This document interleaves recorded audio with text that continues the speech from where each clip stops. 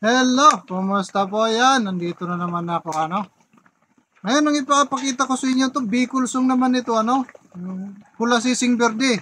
Madalas itong naririnig noong bata pa ako, pinapatugtog ng mga matanda, Pula Sising Verde. Madalas doon to sinasama sa mga long playing na tiyatsa ng Bicol.